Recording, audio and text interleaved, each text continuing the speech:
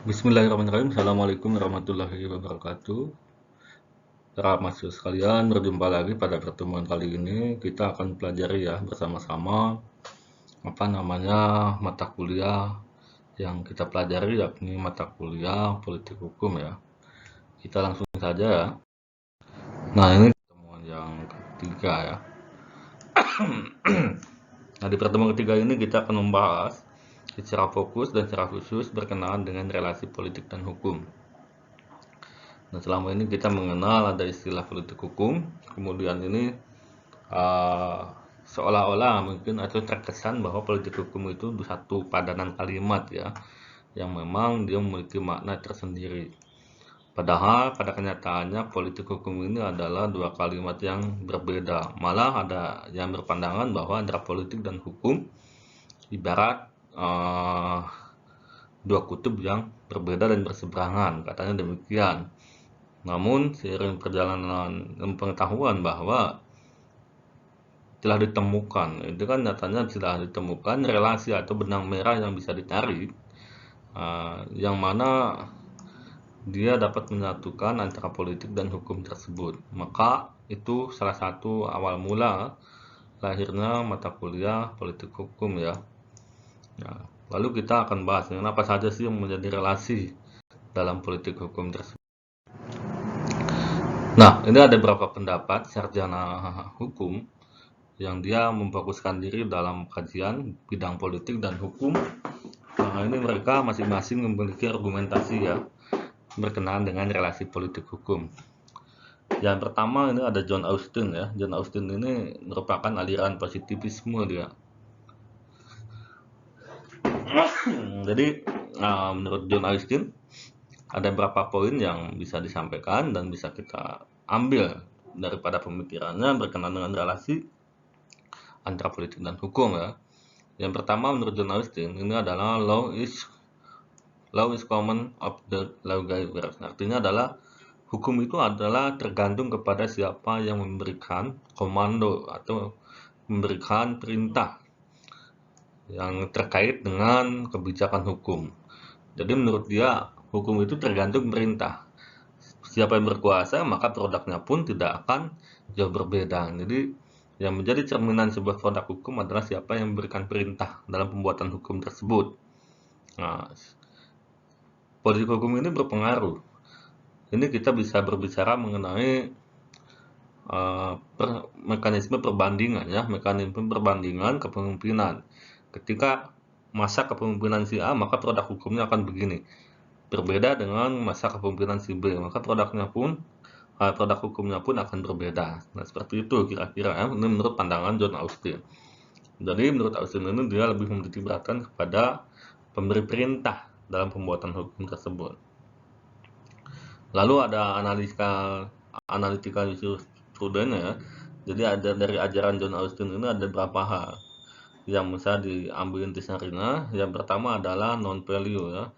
Jadi dalam hukum ini dia menurutnya itu dia tidak berbicara tentang baik buruknya, tapi bagaimana yang menjadi kehendak daripada si pemberi perintah membuat hukum atau penguasa ketika itu.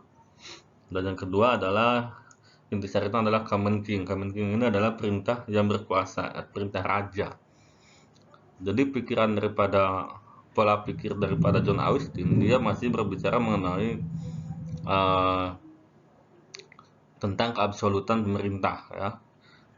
Keabsolutan penguasa yang memiliki kewenangan dan kekuasaan penuh untuk memberikan mandat atau perintah pembuatan sebuah hukum, maka cerminannya adalah seorang penguasa atau pemimpin itu sendiri ya. Dan terakhir sini ada pendapat atau pemikiran John Austin ini merupakan sebuah bentuk antitesis ya dari aliran sejarah. Nah, itu. Kemudian yang kedua ada pendapat Hans Kelsen. Hans Kelsen ini kan terkenal dengan pendapatnya atau pemikirannya berkaitan dengan hukum murni ya. Jadi menurut Hans Kelsen yang pertama dia berkata bahwa law non-relation politis sosiologis dia berpandangan tidak ada hubungan antara hukum dengan politik maupun sosiologis dan lain sebagainya. Jadi hukum murni, hukum ya hukum, dia berdiri sendiri. Itu pandangan daripada Hans Kelsen. Yang kedua, Hans Kelsen mengatakan bahwa law is thus stolen without thus sent.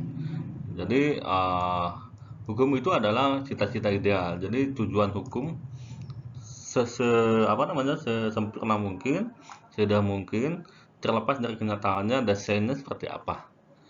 Nah itu ya pendapat dari Hans Kelsen. Selanjutnya ada Steupen teori ya. Steupen teori ini saya kira ini berbeda, ada kebalikan dari pendapat Hans Kelsen ya. Nah pertama dia berbicara tentang hierarkis atau grandom ya.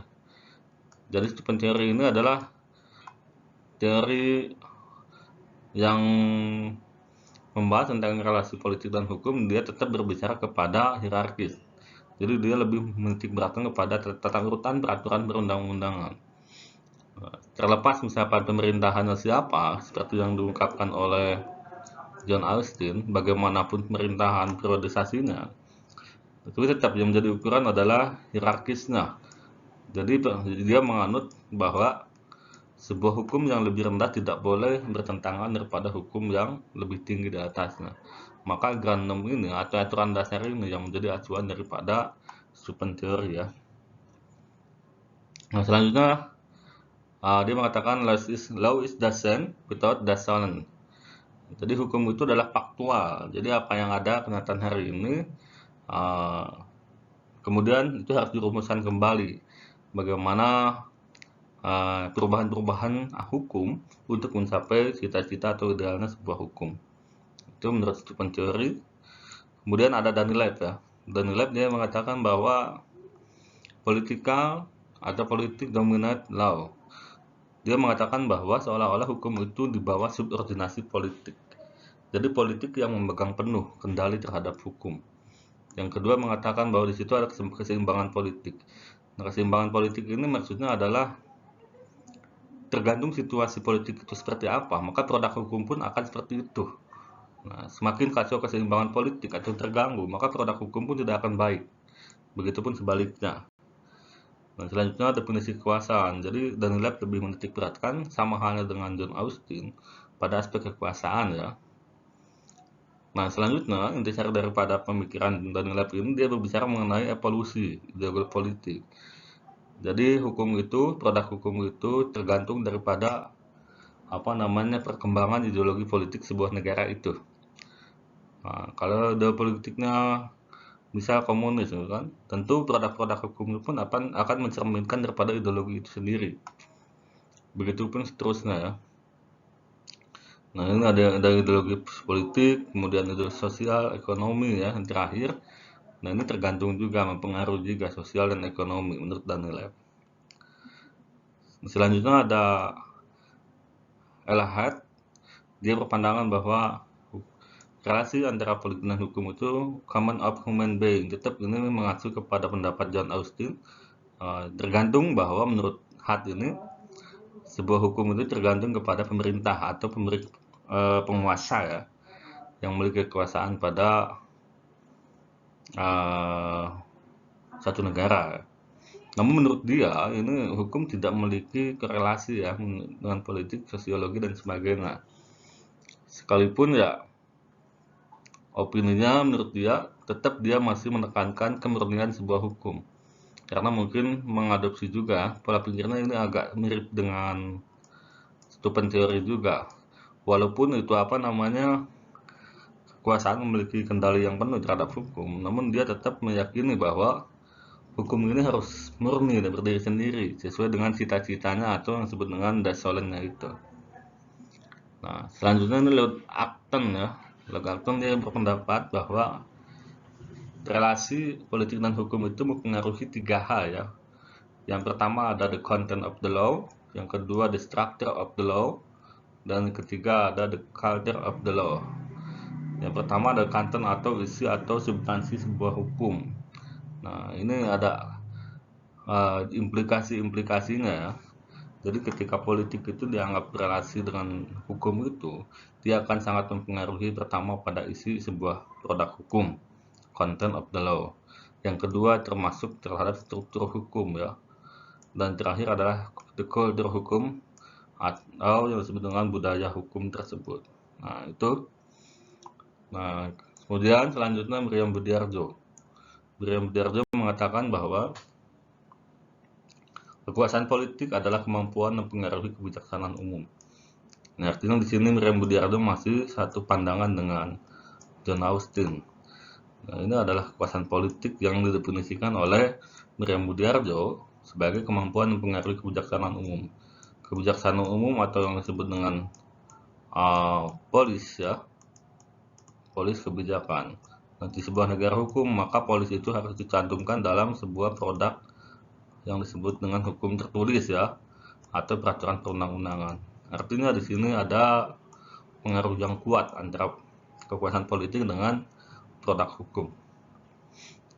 Terakhir, ada pendapat simbiosis mutualisme. Dia mengatakan bahwa antara hukum dan politik saling terkait. Dan yang kedua, hukum dengan politik atau politik dengan hukum saling membutuhkan. Nah, simbiosis mutualisme ini lebih kepada integrasi ya. Dan dia meyakini bahwa di sini terjadi check and balance antara politik dan hukum.